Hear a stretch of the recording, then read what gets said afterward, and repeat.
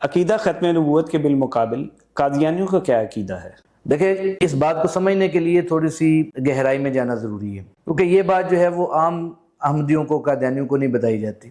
اگر کسی کو پتہ چل جائے تو اللہ کی رحمت سے امید ہے کہ 90% قادیانی جن کے اوپر مہر نہیں لگی ہوئی تو وہ اسلام قبول کر لیتے ہیں۔ اصل بات یہ ہے کہ مسلمانوں کے ہاں نبوت کی دو قسمیں ہیں، جس کو ہم نبی اور رسول کہتے ہیں۔ رسول ایسے نبی کو کہا جاتا ہے کہ جو صاحب شریعت ہوتا ہے، جس کو اللہ کوئی کتاب دیتے ہیں، کوئی صحیفہ اس کے اوپر نازل ہوتا ہے، یا شریعت کے کچھ نئے احکامات اس کے اوپر نازل ہوتے ہیں، اس کو رسول کہا جاتا ہے۔ اور جس کے اوپر کوئی کتاب یا شریعت یا کوئی صحیفہ نازل نہیں ہوتا تو وہ نبی ہوتا ہے۔ نبی کا کام یہ ہے کہ اپنے سے پہلے رسول کی شریعت کی ہی وہ آگے تبلیغ کرتا ہے۔ یعنی ہمارے مسلمانوں کے نزدیک نبوت کی دو قسمیں ہیں، ایک کو نبی کہا جاتا ہے، ایک کو رسول کہا جاتا ہے۔ حضور صلی اللہ علیہ وآلہ وسلم کا ایک حدیث کے اندر فرمان ہے، آپ صلی اللہ علیہ وآلہ وسلم نے فرمایا کہ اللہ نے دنیا میں 1,24,000 انبیاء کو بھیجا، جن میں 315 شریعت لانے والے رسول تھے۔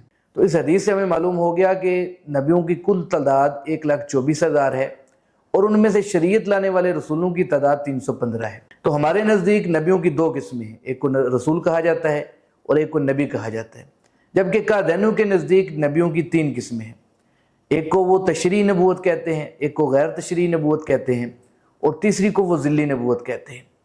جو دو قسمیں ہیں، تشریعی نبوت اور غیر تشریعی نبوت، یہ تو ہمارے والی ہیں، جس کو ہم نبی اور رسول کہتے ہیں۔ قادیانی اسی کو تشریعی اور غیر تشریعی نبوت کا نام دیتے ہیں۔ اور مسلمانوں اور قادیانیوں کے اس بات پہ اتفاق ہے کہ حضور صلی اللہ علیہ وآلہ وسلم کے بعد نہ کوئی تشریعی نبی بن سکتا ہے، نہ کوئی غیر تشریعی نبی بن سکتا ہے۔ یہ ہمارا قادیانیوں کا اس پہ اتفاق ہے۔ اختلاف اس بات پہ ہے کہ قادیانی کہتے ہیں کہ حضور صلی اللہ علیہ وآلہ وسلم کے بعد تشریعی یا غیر تشریعی نبی تو نہیں بن سکتا، لیکن ایک ذلی نبی بن سکتا ہے۔ تو قادیانی سے پوچھا جائے کہ ذلی نبی کس کو کہتے ہیں، تو اس کا جواب قادیانی یہ دیتے ہیں کہ ایسا نبی جو آپ صلی اللہ علیہ وآلہ وسلم کی پیروی کر کے نبی بنا ہو، اس کو ذلی نبی کہا جاتا ہے۔ یعنی ایسی نبوت جو آپ صلی اللہ علیہ وآلہ وسلم کی پیروی کر کے حاصل ہوتی ہے، وہ قادیانیوں کے نزدیک ذلی نبوت کہلاتی ہے۔ اگر ہم کسی عام قادیانی سے پوچھیں کہ آپ صلی اللہ علیہ وآلہ وسلم کے بعد کتنے نبی بن سکتے ہیں، تو عام قادیانی اس کا جواب یہ دیں گے کہ قیامت تک نبی بن سکتے ہیں۔ لیکن اصل بات یہ ہے کہ خود مرزا صاحب نے یا قادیانی جماعت کا جو عقیدہ ہے وہ یہ ہے کہ آپ صلی اللہ علیہ وآلہ وسلم کے بعد ایک ہی ذلی نبی بن سکتا ہے، جس کا نام مرزا غلام احمد قادیانی ہے۔ تو یہ قادیانیوں کا عقیدہ ہے۔ اب اگلا سوال پیدا ہوتا ہے کہ مرزا صاحب نے یہ کہاں پہ لکھا ہے؟ تو مرزا صاحب نے ایک جگہ پہ لکھا ہے کہ جس طرح شریعت موسویہ میں عیسیٰ علیہ السلام آخری نبی تھے، اسی طرح شریعت محمدیہ میں میں آخری نبی ہوں۔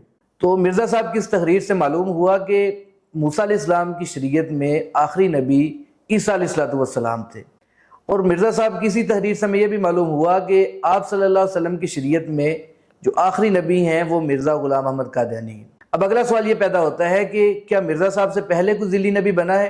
تو اس کے بارے میں بھی مرزا صاحب نے لکھا ہوا ہے کہ اس امت میں نبی کا نام پانے کے لیے میں ہی مخصوص کیا گیا ہوں، مجھ سے پہلے کسی کو یہ نام نہیں ملا۔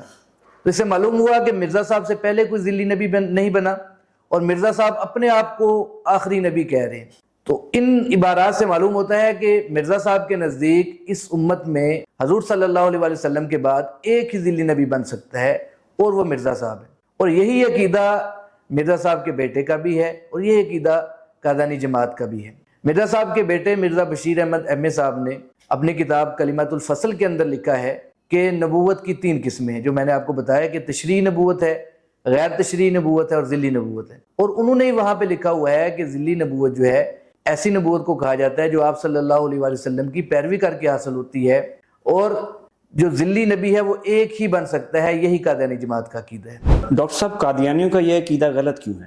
دیکھیں، قادیانیوں کا عقیدہ غلط ہونے کی وجہ یہ ہے کہ قادیانیوں کے پاس اس عقیدے کے اوپر نہ ہی قرآن مجید کی کوئی آیت ہے، اور نہ ہی کوئی حدیث مبارکہ ہے، اور نہ ہی کسی بزرگ کا قول ہے۔ آپ حیران ہوں گے میری یہ بات سن کے کہ قادیانی تو اپنے عقیدے کے اوپر بہت ساری آیات بھی پیش کرتے ہیں، اور احادیث بھی پیش کرتے ہیں، اور بزرگوں کے اقوال بھی پیش کرتے ہیں۔ لیکن میں یہ کہہ رہا ہوں کہ قادیانیوں کے پاس اپنے اس عقیدے کے اوپر نہ ہی کوئی قرآن مجید کی آیت ہے، نہ کوئی حدیث ہے، نہ ہی کسی بزرگ کا قول ہے۔ اس کی وجہ یہ ہے کہ قادیانی جو بھی آیت پیش کریں، جو بھی حدیث پیش کریں، جو بھی کسی بزرگ کا قول پیش کریں، ہم اس کے اندر 2 باتیں دیکھیں گے۔ ایک تو اس کے اندر یہ ذکر ہو کہ ایک ذلی نبی بن سکتا ہے، یعنی ایک کا ذکر ہو کہ ایک نبی بن سکتا ہے، اور دوسرا ذلی نبوت کا ذکر ہو، کیونکہ تشریعی نبوت اور غیر تشریعی نبوت جس کو مستقل نبوت کہا جاتا ہے، اس کے بارے میں تو ہمارا مسلمانوں کا اور قادیانیوں کا اتفاق ہے کہ آپ صلی اللہ علیہ وسلم کے بعد نہ کوئی تشریعی نبی بن سکتا ہے نہ کوئی غیر تشریعی نبی بن سکتا ہے۔ اختلاف اس میں ہے کہ قادیانی کہتے ہیں کہ آپ صلی اللہ علیہ وسلم کے بعد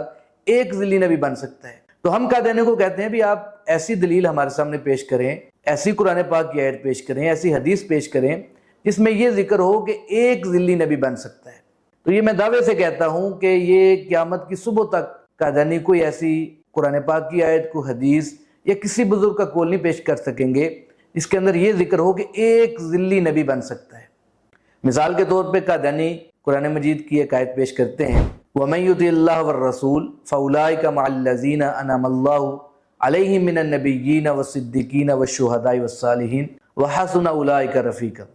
اور قادیانی کہتے ہیں کہ یہ جو آیت ہے یہ ہمارے عقیدے کے اوپر دلیل ہے۔ آیت کا جو ترجمہ قادیانی پیش کرتے ہیں وہ یہ ہے کہ جو اللہ اور اس کے رسول کی اطاعت کرے وہ نبی بھی بن جاتا ہے، وہ صدیق بھی بن جاتا ہے، وہ شہید بھی بن جاتا ہے، وہ صالح بھی بن جاتا ہے۔ تو یہ آیت قادیانی اپنے عقیدے کی دلیل کے طور پہ پیش کرتے ہیں۔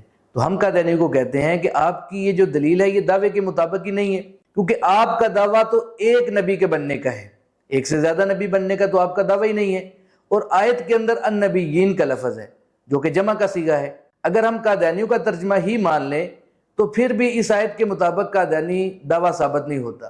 یہ قادیانی کہتے ہیں ایک نبی بن سکتا ہے، اور آیت کے اندر النبیین کا لفظ ہے جو کہ کم از کم 3 انبیاء کے اوپر بولا جاتا ہے۔ یعنی اگر اس آیت کے قادیانی مفہوم کو ہی تسلیم کیا جائے تو پھر بھی آپ صلی اللہ علیہ وسلم کے بعد اس امت میں 3 ذلی نبی بننے چاہیے۔ لیکن قادیانی جو ہے، جیسے میں نے آپ کو پہلے بتایا کہ مرزا صاحب کہتے ہیں کہ جس طرح شریعت موسویہ میں عیسیٰ علیہ السلام آخری نبی تھے، اس طرح شریعت محمدیہ میں آخری نبی ہوں۔ یہ بھی ساتھ کہتے ہیں کہ اس امت میں نبی کا نام پانے کے لیے میں ہی مخصوص کیا گیا ہوں۔ تو ہمیں معلوم ہوا کہ مرزا صاحب اور قادیانی جماعت تو ایک نبی کی قائل ہے، جبکہ اس آیت کے اندر تو النبیین جمع کا صیغہ ہے جو کہ 3 انبیاء پہ بولا جاتا ہے۔ تو قادیانیوں کی یہ دلیل دعوے کے مطابق نہیں ہے، پہلی بات۔ دوسری بات یہ ہے کہ اس آیت کے اندر ذلی نبوت کا ذکر نہیں ہے بلکہ النبیین کا لفظ ہے، اور یہ بات مسلمانوں اور قادیانیوں دونوں کے نزدیک مسلمہ ہے کہ آدم علیہ السلام سے لے کر حضور صلی اللہ علیہ وسلم تک 2 ہی قسم کے نبی آتے رہے، یا تو وہ تشریعی نبی ہوتے تھے یا غیر تشریعی نبی ہوتے تھے، یعنی یا تو رسول ہوتے تھے یا نبی ہوتے تھے۔ تو چونکہ آپ صلی اللہ علیہ وسلم سے پہلے 2 ہی قسم کے نبی آتے رہے، اور جب یہ آیت حضور صلی اللہ علیہ وسلم پر نازل ہوئی اس وقت تک 2 ہی قسم کے نبی مسلمانوں اور قادیانیوں کے نزدیک مسلمان تھے۔ تو قادیانیوں نے جو تیسری نبوت کی قسم نکالی ہے جس کو ذلی نبوت کا نام دیا ہے، اس کا تو حضور صلی اللہ علیہ وسلم کے اوپر قرآن نازل ہونے تک وجود ہی نہیں تھا۔